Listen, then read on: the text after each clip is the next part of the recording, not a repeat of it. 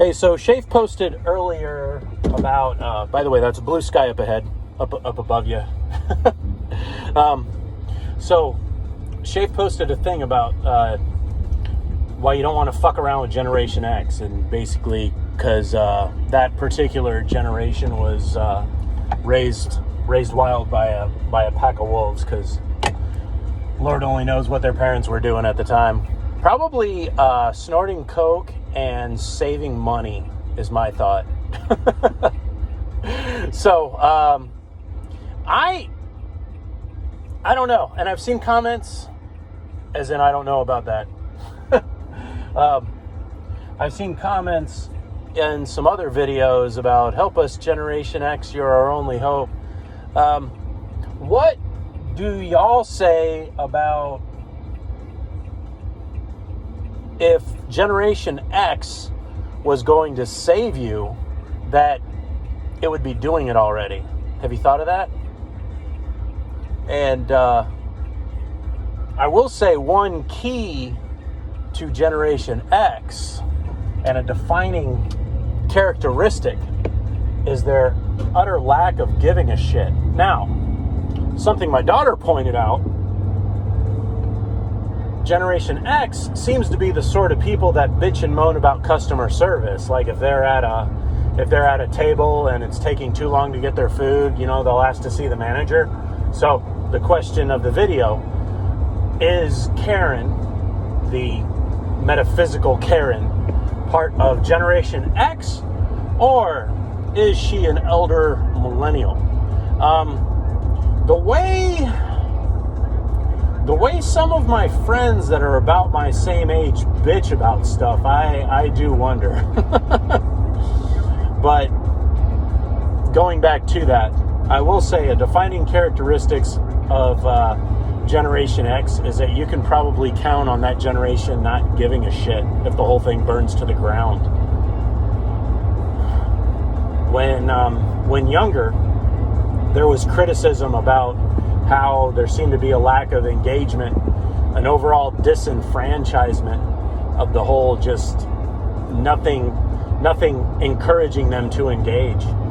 And it could be where we're seeing the results of, there's almost a gap in the number of people of that particular generation in politics.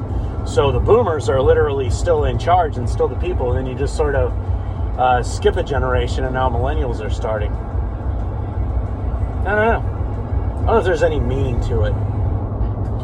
I would say that when I think of people that have known both the no computers versus computers, and that sort of electronic and mechanical enhancement, I think it's possible that a generation that transitioned in their formative years has a very unique perspective on how enhancements and replicates and electronic development becomes enhancements. Because, how many people have you had to deal with your grandma and grandpa or your mom and dad, and something that's supposed to be an enhancement, something that's supposed to make something easy, they don't see it that way because they're expecting something different. Case in point, my dad says, oh my gosh, how do we send an email? Because he grew up, or he got to work with a text-based computer system. And I'm like, you gotta click on the picture of the mailbox, Dad. or how many of you have had to say, you gotta click on the little envelope, Dad. Or you gotta put a little paper clip. Click the paper clip thing, Mom. Like as if you're paper clipping a picture to the mail. What's the answer? Man, there is no answer. Because there's a difference between walking the path and showing the path. And none of that particular generation, even if there were enough of them, gave a shit enough to become teachers or to stay teachers. Because fundamentally, they were survivors. So I don't think you're going to get the answer from them. Is there wisdom there? Yeah, I think there's some wisdom there, but you're just going to have to ask the right question. And an interesting TikTok kid, and he's over on YouTube too. He goes around and he's like, "Hey guys, ever wondered what a Gen Xer thinks? Let's go find out." He goes and asks his dad, and it's this fat, salty man with a goatee, a gray goatee. He's in there puffing a cigar in his kitchen, and he's like, "Why aren't you messing with your mom? Like, why are you always fucking with me?"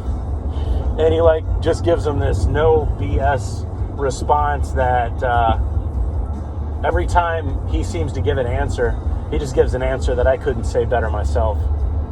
But maybe I'll provide a link to them. Yeah, ask Gen X. All right. Catch y'all later.